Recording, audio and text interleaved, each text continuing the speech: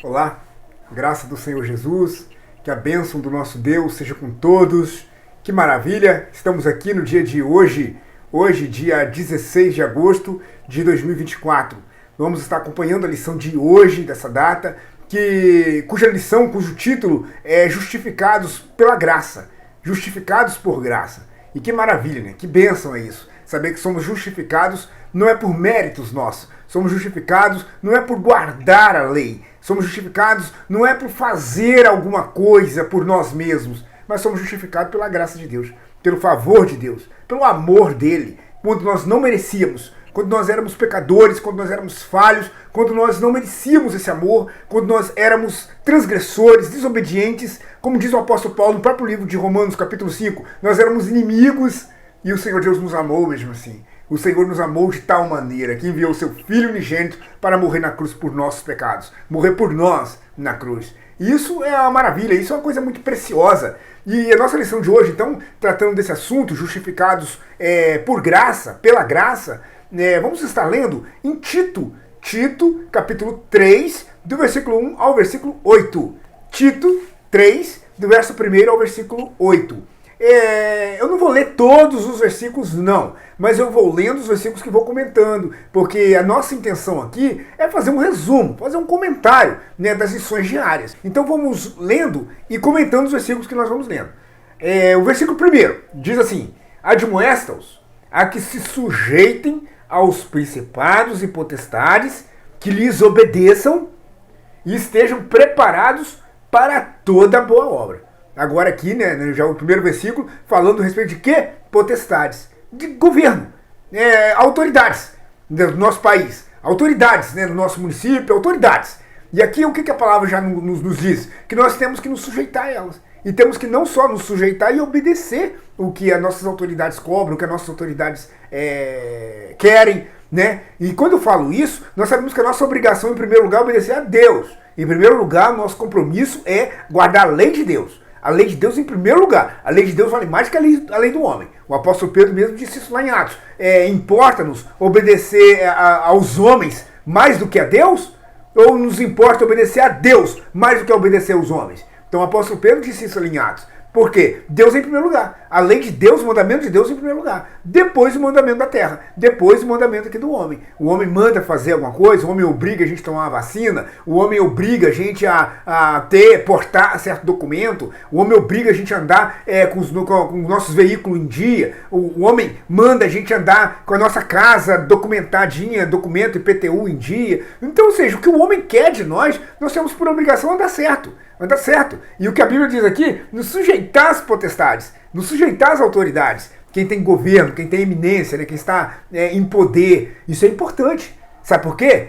Para nós ter moral, para nós termos condições, se for necessário, até pregar para ela, poder pregar para ela. Aí eu falo, se nós somos rebeldes, se nós somos desobedientes, se nós não obedecemos às autoridades, se nós não obedecemos à lei manda a gente fazer alguma coisa que a gente não quer fazer. A lei manda a gente tomar certa medida, nós não queremos tomar certa medida. Queremos andar errado, queremos andar do nosso jeito. Aí, com que moral você tem depois de pregar para as autoridades? Que moral você tem depois para chegar diante de uma polícia, diante de um juiz, ou as próprias autoridades políticas, né, de um governador, um prefeito? Que moral você tem para falar com ele se você é um desordeiro, é um desobediente, se você é um infrator de lei? Não dá, não faz sentido. Então, para você ter moral, para você ter condições, até se for necessário pregar para as autoridades, a Bíblia aqui fala o quê? Se sujeita a ela, obedece a ela. Até onde ela não vai contra a lei de Deus. Que a partir do momento que ela mandar a gente fazer algo que é contrário à lei de Deus, a prioridade é a lei de Deus. A prioridade é a palavra, é a Bíblia, é a nossa regra de fé, é a lei maior. Agora, depois, em segundo plano, depois da palavra, nós temos a obrigação de andar certo. Tá? Nós temos obrigação. Tem 18 anos, você tem que se alistar. Vai lá se alistar. Né? Você está dirigindo sem carteira? Está errado. A lei fala que você tem que ser habilitado, então vamos dar um jeito de tirar essa carteira para a gente então andar certinho. Né? E assim por diante. Documento, nossos IPTU, nossa água e luz. O que a lei pede de nós? Vacinação em dia, vacinar nossas crianças. Vamos fazer tudo o que tem que ser feito para andar certinho, desde que não vá contra a lei de Deus. Vamos prosseguir nossa leitura? Que ninguém infamem, a partir do versículo 2. Dependendo aqui da situação aqui, eu quero que vocês prestem atenção às características que está escrito aqui, e eu vou frisar cada uma delas, tá? Espero que a carapuça não sirva, mas se servir, se emendem, se consertem, façam de acordo com o que está escrito aqui na palavra de Deus, tá? Vamos ler aqui o versículo 2, fala que a ninguém infamem, já cortando a calúnia, já cortando que nós não podemos ser caluniadores, infamadores, nós não podemos falar mal, espalhar notícias falsas, publicar fake news, divulgar fake news. Nós não podemos ser faladores de coisas que nós não podemos provar, falar coisas que nós nem temos certeza, mas vamos espalhar fofoca. O negócio é espalhar fofoca, é caluniar, falar mal dos outros, vamos falar mal de todo mundo, vamos falar mal dos irmãos, vamos falar mal do presbítero, vamos falar mal dos vizinhos, vamos falar mal de todo mundo. Faz isso não, faz isso não. Que a Bíblia já está aqui falando que nós não devemos ser caluniadores, a ninguém infame, então nós não devemos infamar, nem sejam contenciosos. O que é ser contencioso? Vem de contenda. Ser contencioso, então, é um amante de contenda. Ser contencioso é amar uma briga, amar uma contenda. Então, ou seja, é não levar desaforo para casa. É cair no soco, no tapa mesmo, no chute mesmo. É contenda. Não é só bate-boca, não. Que só bate-boca é agressão verbal. Você xinga, você humilha, você denigre a imagem de alguém. Então, isso aí, né, é uma agressão verbal, também tá errado. É briga também. Mas não ser contencioso é evitar questões, é evitar problema, é evitar discórdia, é evitar desavença. É isso que é o que está escrito aqui, não ser contencioso. Não contenciosos, mas modestos. Tá aí nossa sobriedade, ser modestos, ser entendidos e viver sempre, agindo sempre na simplicidade, agindo sempre na humildade, ser modestos, mostrando toda mansidão. Olha, toda mansidão. Isso é muito importante, porque nós vemos claramente aqui, mostrando toda a mansidão. O apóstolo Paulo, ele escreveu a Timóteo que o servo do Senhor não convém contender. O servo do Senhor não convém ser contencioso, como acabamos de ler aqui. Não convém contender. Mas tem que ser manso para com todos. Tem que ser manso. É igual Moisés, que era o mais manso que havia. Nós não podemos deixar qualquer coisa nos pilhar, qualquer coisa mexer com o nosso sangue, qualquer coisa nos deixar irado. Não, a ponto de ficar ofendendo os outros, xingando os outros e até cair no soco. Nós não podemos. Está aqui na lição, aqui, é só ler. Tito, capítulo 3, versículo 2. Não contenciosos, mas com mansidão, com toda mansidão. Temos que ser tranquilos, temos que ser mansos. É o fruto do Espírito. Né? Lembra do fruto do Espírito? Ou você esqueceu do fruto do Espírito? Você consegue falar todos eles de cor? Consegue? Quais são os frutos do Espírito? Lá em Gálatas capítulo 5, verso 22. Amor, né? Caridade, paz, longanimidade, benignidade, bondade, fidelidade, mansidão, domínio próprio. Então veja só, são 9, né, no total. Eu só falei que 8, né? Mas ou seja, mansidão, domínio próprio. É um fruto do Espírito. Você tem o Espírito Santo? O Espírito Santo atua em você? O Espírito Santo trabalha em você? Ah, então você tem condição de ter mansidão. E é isso. Para com todos os homens, não só com os da igreja. Os da igreja, você tem que ter paciência com eles, tem que tratar eles com mansidão, tem que ser brando. Com os da igreja, você tem que ser tranquilo também com eles, manso, independente se ele te faz raiva. Independente se ele te provoca, independente se ele implica com você. Né? Pelo menos é o que às vezes a gente acha, que a pessoa está implicando com a gente. Que a pessoa não deu boa noite porque está com mitideza com a gente. Né? Pelo menos a gente acha. Mas nós devemos ser tranquilos. Devemos, o espírito de mansidão, né? É um fruto do Espírito. Então, com os da igreja e também com os de fora. Com os descrentes também. Tá com todos os homens. Está aqui no versículo 2. Versículo 3. Porque também nós éramos noutro tempo. Se vocês prestarem atenção na nossa leitura, vai falar de 3 tempos. A nossa leitura de hoje vai falar de presente, futuro e passado. Vai falar de 3 tempos. Aqui já está falando no passado. Aqui já está dizendo no tempo passado. O que está falando aqui? Éramos, noutro tempo, insensatos. Éramos tolos. Por que nós éramos tolos? Porque estávamos vivendo debaixo da escravidão do pecado, fazendo o que a carne queria. Agradando a nossa carne, pecando, cometendo erros, desobedecendo, insensatos. Insensatos, tolos. E éramos o que também? Desobedientes. Olha, desobedientes. Tínhamos o prazer de não obedecer nossos pais, o prazer de não obedecer às autoridades, como acabamos de falar. O prazer de não obedecer os nossos líderes na igreja, os nossos pastores, os nossos presbíteros. O prazer de ser desobediente. Não obedecer. Éramos, no passado, noutro tempo, né? Versículo 3. Porque também nós éramos noutro tempo, outrora, tem tradução que fala outrora, né? No passado, éramos insensatos, éramos desobedientes, éramos extraviados. Olha, extraviados, desagarrados, desgarrados, éramos afastados, desgarrados, extraviados, servindo a várias concupiscências e deleites, servindo aos prazeres. Tínhamos prazer em fazer aquilo que a nossa carne satisfaz, aquilo que alegra a nossa carne. É dançar, é beber, é fumar, é prostituir. Então, ou seja, prazer em quê? Em viver em várias... servindo várias concupiscências e deleites. Olha a palavra servindo. Presta atenção nessa palavra. Servindo. Sabe o que significa a palavra servir? Ser escravo. Nós estávamos sendo escravos dos nossos desejos, estávamos sendo escravos dos nossos deleites, dos prazeres, do mundo, do mundanismo, tá? Aqui está falando do mundanismo, porque você vê aqui falando, concupiscências e deleites.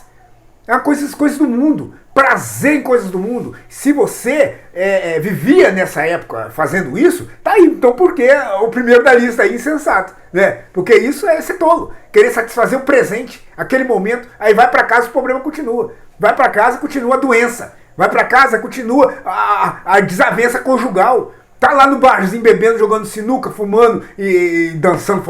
Beleza, mas você vai pra casa, as contas tá tudo lá pra você pagar do mesmo jeito. Não muda nada. Os prazeres só te enganam. É só aquele momentinho bobo ali, enquanto a cachaça, enquanto o álcool tá fazendo efeito. Só naquele momentinho ali, chegou em casa, as contas continuam, as desavenças continuam, as diferenças familiares continua o problema de saúde, continua o desemprego, continua a falta de dinheiro. Ou seja, que adianta você meter a cara no mundo, no prazer do mundo, e não resolver os problemas nenhum da vida, não resolver as mazelas da vida. Então não adianta nada. Mas tudo bem.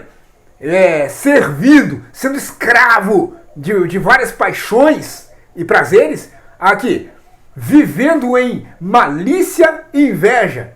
Olha a maldita da inveja aí. A maldita da inveja que é destacada aqui. Vivíamos em outro tempo.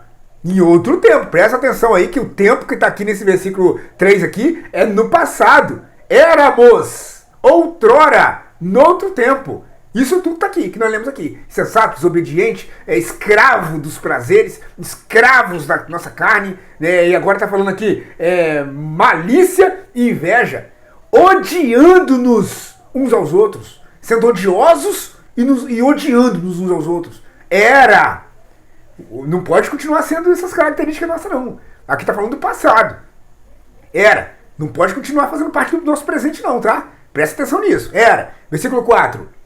Mas quando apareceu a benignidade e caridade, o amor de Deus, nosso Salvador, para com os homens, agora está aqui um destaque no seguinte. Éramos pecadores. Estávamos sendo escravos, como lemos aqui, servindo, sendo escravos ao pecado. Éramos, então, transgressores, realizando os nossos prazeres, realizando os nossos desejos. Então, mas chegou em um momento aí, diz o versículo 4 aqui, que apareceu a benignidade e o amor de Deus, nosso Salvador, para com os homens.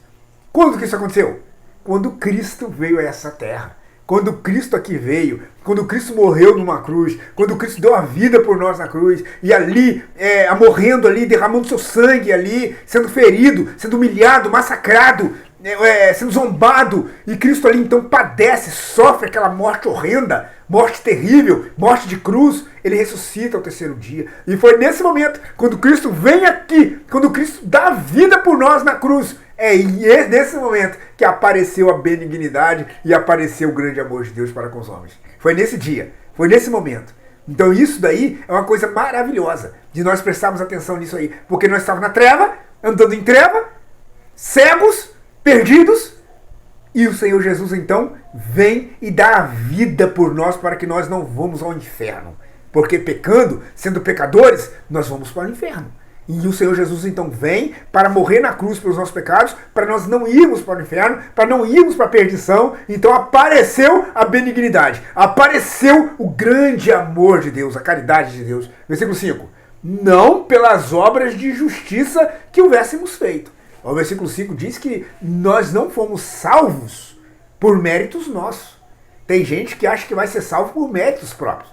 Porque não rouba, porque não mata, porque não cobiça. Ele acha que ele vai para o céu porque ele é uma pessoa caridosa, ele dá um prato de comida para quem precisa, ele dá esmola para quem precisa. Então ele acha que por ser bom, então ele acha que vai ser salvo. Mas está falando aqui que não é mérito nosso. Ser salvos, sermos justificados, a nossa justiça, ela não é por nossas obras. Não, a nossa justiça é por meio de Cristo. Só Ele fez as coisas certas. Só Ele acertou tudo, cumpriu toda a lei. Só Ele nunca errou. Só Ele nunca falhou. Então, pela morte dele e sacrifício dele, aceitando Ele como Salvador, crendo nele, aí sim podemos então obter a justiça que vem de Deus. Podemos ser justificados. Versículo 5, então, diz que não pelas obras de justiça que houvéssemos feito. Rapaz, se você quiser ter uma noção, nossas obras de justiça, o mais correto que você possa fazer, o mais certo que você possa fazer as coisas, se você olhar lá em Isaías 64, no versículo 6, diz que as nossas obras de justiça é como trapo de imundícia.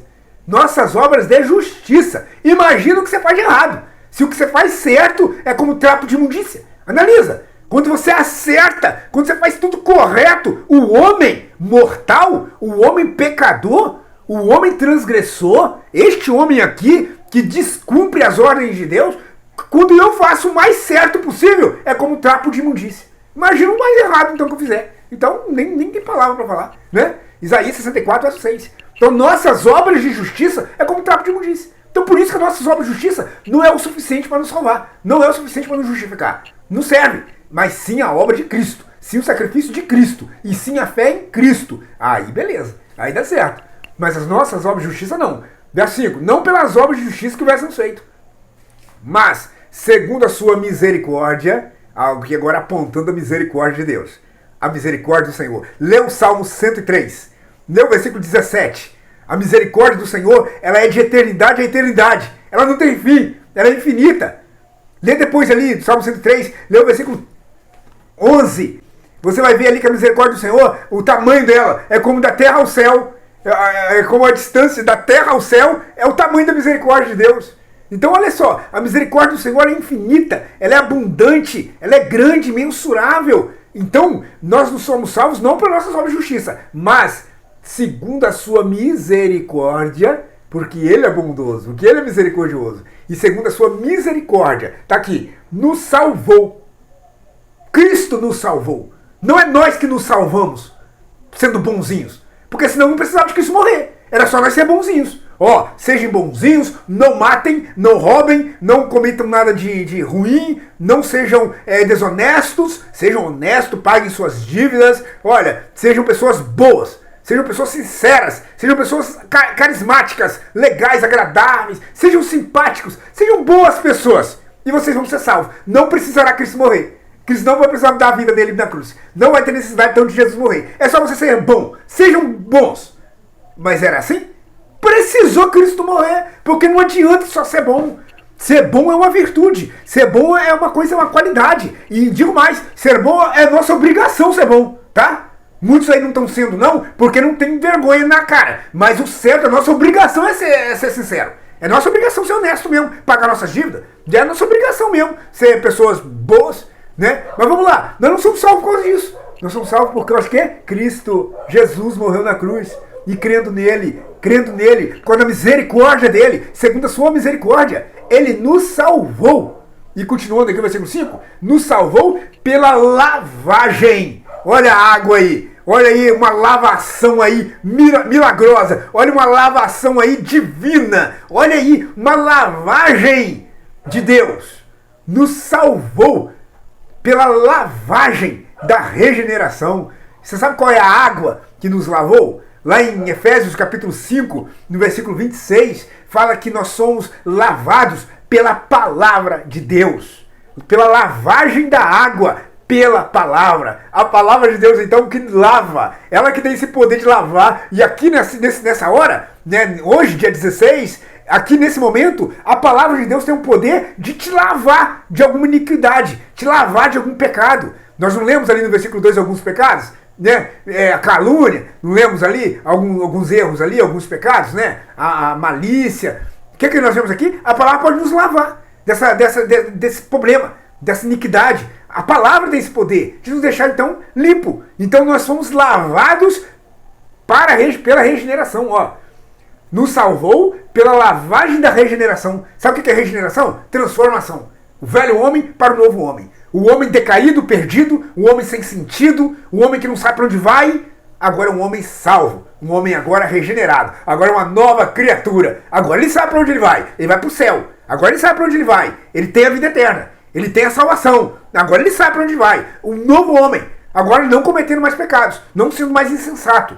Agora sendo um novo homem, uma nova criatura, fazendo o que Deus agrada, fazendo o que é da vontade do Senhor. Agora um novo homem caminhando um novo caminho, né? Caminhando em Cristo. Então isso que é a regeneração. E vemos então que Deus nos salvou não por obras de justiça que houvéssemos feito. A obra não salva. Obras não salva. Está dizendo aqui que obras não salva. Não adianta você querer fazer boas obras, praticar boas obras para ser salvo, que não é isso que salva. Quem salva é Cristo. Aí depois que você crê em Cristo, depois que você abraça o Senhor Jesus como seu Salvador, depois que você se arrepende dos seus pecados e crê nele, aí sim você é salvo. Agora a partir daí nós temos que fazer as boas obras. É nosso dever fazer as boas obras. Você vai ler isso no versículo 8, já está chegando ali. Você vai ver que você é salvo. Aceitou Jesus? Se converteu? Então você não é salvo por causa das obras, não. É por causa de Cristo. Foi ele que morreu na cruz. Então você é salvo porque creu nele. Mas agora que você creu nele, agora que você aceitou ele, você tem um compromisso agora. A sua nova vida agora é praticar boas obras. Agora você vai ajudar quem precisa. Você vai estender a mão a quem está precisando de uma mão. Você vai dar um prato de comida a quem está com fome. Você vai dividir sua roupa com quem não tem. Agora você vai praticar boas obras. Você vai ser um amigo, presente. Você vai socorrer. Agora você vai fazer boas obras. Você vai dar esmola. Agora sim. Se você puder dar uma cesta básica, se você puder ajudar, agora sim. Boas obras. A nossa obrigação de ser boas pessoas. A nossa obrigação de ser pessoas honestas e certas. Agora sim as obras. Mas a obra não salva. Nós somos salvos para praticar ela. Nós somos salvos para executar boas obras. Mas as obras não salvam. Está ali no versículo 5 que nós acabamos de ler. Nos salvou pela lavagem da regeneração e da renovação do Espírito Santo. Agora o crente tem o Espírito Santo também. Que abundantemente ele derramou sobre nós, por Cristo, nosso Salvador. Para que, sendo justificados pela sua graça, sejamos feitos herdeiros, segundo a esperança da vida eterna. Amados, vamos analisar aqui o seguinte. Falei que a lição fala de passado, presente e futuro. Vamos aqui agora ver o presente. Para que, sendo justificados pela sua graça, sejamos feitos, tudo isso é presente. Justificados porque cremos no Senhor, porque Ele nos salvou, sendo justificado hoje, agora. Justificado nesse momento, que cremos nele, presente, na nossa era presente, no nosso hoje. Então somos justificados e a partir desse momento, vemos aqui o quê?